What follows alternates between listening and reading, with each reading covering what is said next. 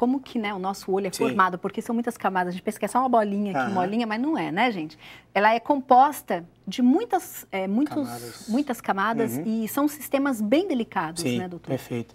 O olho, como você disse, é uma coisa tão pequeno, só que com várias subespecialidades, várias divisões, que a gente precisa ir de fora para dentro para a gente poder entender o que é a retina, que é o que a gente vai falar hoje.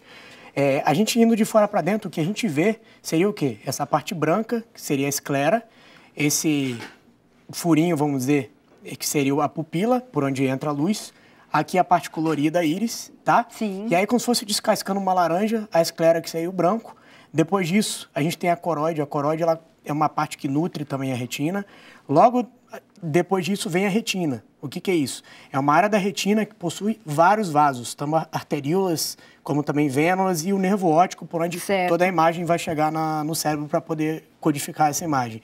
E dentro da retina, o que preenche o olho seria esse gel chamado vítreo, que é aquele gel que, com o tempo, às vezes desorganiza, sente a mosquinha passando para lá e para cá, que é muito comum. Acontece. Então, esse é o gel que preenche o olho, que é muito comum também, chamado vítreo. Certo. Bom, eu uso óculos, então, pelo menos uma vez ao ano, vou ao oftalmologista para poder fazer os exames, para fazer o acompanhamento, né? Sim. Da miopia, se ainda está boa, se está progredindo. No momento, ela está estacionada, o que é muito bom, né, doutor? Com certeza. Mas, em geral, as pessoas, especialmente essas que muitas vezes não usam óculos, portanto não têm o hábito de ir ao oftalmologista, quando vão, já estão com alguma doença instalada, doutor? Esse é o maior perigo de todos, porque quando a gente sente, existe algum grau, você tem miopia, hipermetropia, presbiopia, que é a dificuldade de perto depois dos 40 anos, a pessoa vai procurar um médico porque está sentindo alguma coisa. Mas existem doenças silenciosas, como glaucoma, que a gente já falou uma vez, que é uma doença que pode causar cegueira, a maior causa de cegueira.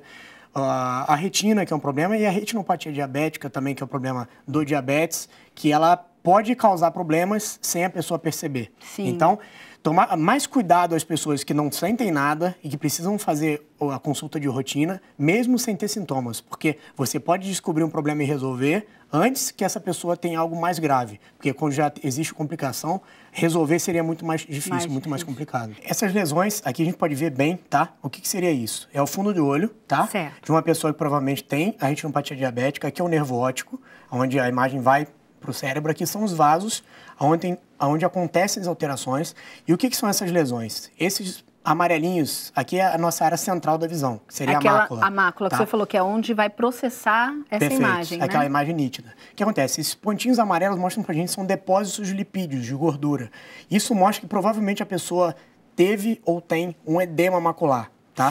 Esse edema macular causa uma baixa da visão. A retinopatia diabética não proliferativa, vamos dizer que ela é a fase menos grave. A proliferativa é mais grave. Por quê? A retinopatia diabética não proliferativa, ela vai apresentar essas microaneurismas, umas microhemorragias, esses vermelhinhos. Que são esses vermelhos? Sim. Provavelmente em alguns setores da retina, em alguns quadrantes, mas eles não vão ter os neovasos. Os neovasos são o quê? São novos vasos que o VEGF, que é um fator de crescimento da retina, que é produzido pela retina isquêmica, que eu expliquei, que é aquela retina sem oxigenação.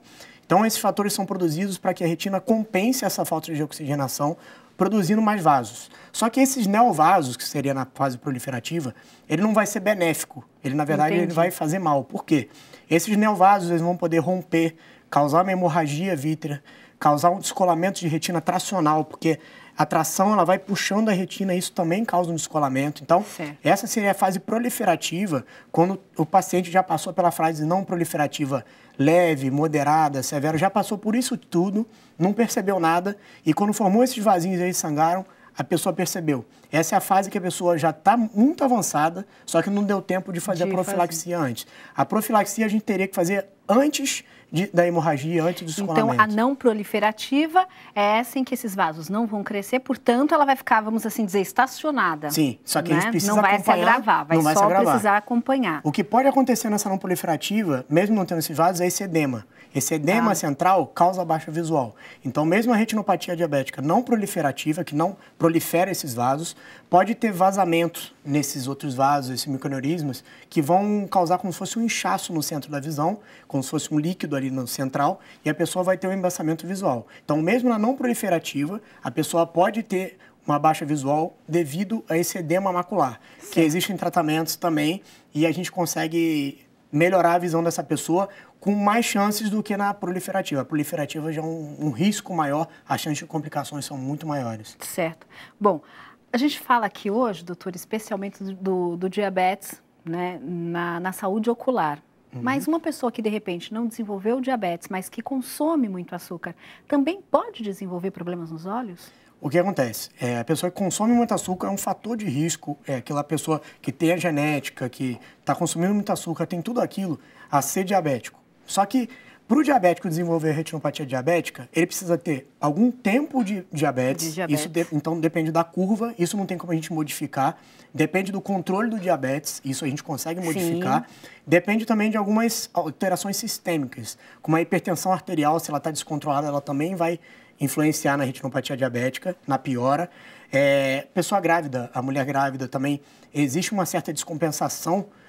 Pode acontecer uma piora da retinopatia diabética, então tomar cuidado durante o primeiro trimestre para não haver nenhuma piora e ficar ali do lado acompanhando, tá? Certo. Além da obesidade, do tabagismo, colesterol alto, tudo isso pode influenciar, nefropatia, problema no rim, tudo isso pode influenciar a piora da retinopatia diabética, como até o surgimento da retinopatia diabética. Então, a maioria das vezes demanda um certo tempo para poder desenvolver, por isso a gente tem que ficar de olho. Certo. Agora, todo diabético está correndo esse risco, vai desenvolver obrigatoriamente ou não, doutor? Todo diabético a longo prazo, se existe muito tempo de diabético, corre o risco, por quê? Porque depende também do tempo. Se depende do tempo, às vezes a pessoa tem há muito tempo diabético tipo 1, que desde jovem tem essa alteração da hiperglicemia, ele pode desenvolver devido ao tempo. Então, por isso a gente tem que acompanhar. Se a gente vê que está tendo lesões, alguns estão aparecendo a isquemia e tudo, a gente consegue fazer um tratamento, uma profilaxia para evitar as complicações, tá? Mas o principal de tudo é a gente controlar, porque o que está em nossas mãos é o controle. Isso... Agora, uma pessoa com diabetes controlado também tem chances menores, bem né, menor. De desenvolver. Da pior é muito, a chance bem menor. Então, o diabetes bem controlado é o mais importante para a pessoa não ter complicações referentes a isso. Sobre os tratamentos que existem para essa doença e se ela tem cura. Sim. A retinopatia diabética, principal de tudo, a gente diz que a pessoa precisa controlar o diabetes. Claro, nenhum tratamento vai fazer efeito se estiver descontrolado. Não tiver controlado. Em primeiro lugar, naquela fase do edema macular, aquele líquido que existia. Doutor? Isso. Vamos ali então para a gente poder mostrar. O edema macular, que existe esse edema aqui no fundo do olho, que seria esse inchaço aqui no centro da visão, o que acontece? A gente consegue fazer alguns medicamentos que enxugam esse inchaço, que seria uma injeção intraocular de antiangiogênicos, tá? Certo. São medicamentos aqui a que gente funcionam... tem também um olho, olha, para a gente mostrar, se você quiser. Pegar aqui para ficar mais fácil. Isso. Ele vai agir como um anti-inflamatório, diminuindo... A gente coloca aqui nessa parte branca mesmo do olho. Sim, a gente faz uma injeção mesmo intravítrea, a gente entra mais ou menos uns 4 milímetros do colorido do olho, a gente aplica essa injeção no vítreo, ali no gel do fundo do olho, que esse medicamento vai agir mais ou menos durante 1, 2 meses e junto com o controle do diabetes, às vezes a gente precisa reaplicar, mas isso é um medicamento que ajuda muito e além disso também tem uma injeção intraocular de a gente diz um corticoide, que é uma dexametasona, de uma cápsula que vai agir por mais tempo. Durante 4, 6 meses e um edema mais difícil de melhorar com esses medicamentos, podem melhorar com esse medicamento. E aí, nesse caso, então, doutor, é um tratamento prolongado, né? Sim, em alguns casos, claro, andando junto com bom controle, a reaplicação vai ser muito menos, a demanda vai ser menor, tá? Mas se tiver o descontrole, às vezes você tem que reaplicar. E outro tratamento além desse, principalmente na fase proliferativa, aquela fase isquêmica que não tem oxigenação na retina, que é uma fase mais avançada, para você evitar que a pessoa tenha as complicações como a hemorragia vítrea ou descolamento, você faz um laser na retina, você vai aplicar em toda a retina, na parte isquêmica que está faltando oxigenação, para evitar... Aquela que está doente, né? Isso, para evitar aquela formação daqueles fatores que eu expliquei que a retina forma para produzir os neovasos. Você fazendo esse laser, você vai matar aquela área doente e a retina não vai mais produzir esses neovasos. Então, a chance de causar uma hemorragia, um descolamento, vai diminuir. Então, O laser, a maioria das vezes, não é para melhorar a visão, e sim para evitar uma cegueira, evitar uma piora da visão. Então, o laser é muito importante no momento certo. Muitas vezes as pessoas acabam não indo ao oftalmologista porque não tem sintoma nenhum ou não tem nenhum problema de vista aparente, né? Ou não usa óculos. Sim. Mas no normal, né? A gente falando assim, olha, a saúde dos olhos está em dia, tá tudo ok? Uma vez por ano é o mínimo? Pelo menos uma vez por ano.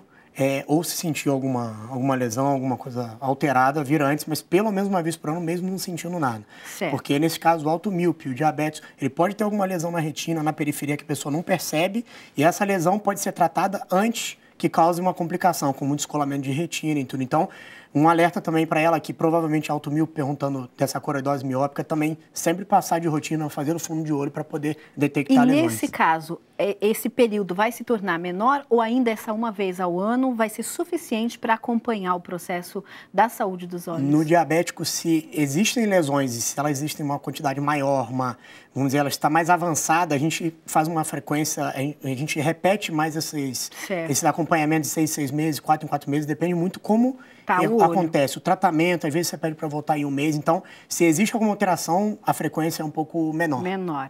Isso é muito importante a gente se atentar, porque muitas das doenças relacionadas aos olhos, elas são silenciosas, né? Muitas. Quando a pessoa percebe, ela já está perdendo ali uma boa parte da função da visão, né? Perfeito. Como é que a gente sabe se a nossa autoestima está equilibrada, se a nossa autoestima está baixa? Começa agora o Dedo Show de Boa Vontade! Olá, colegas de construção! Estou vestido assim porque sou um mestre de obras.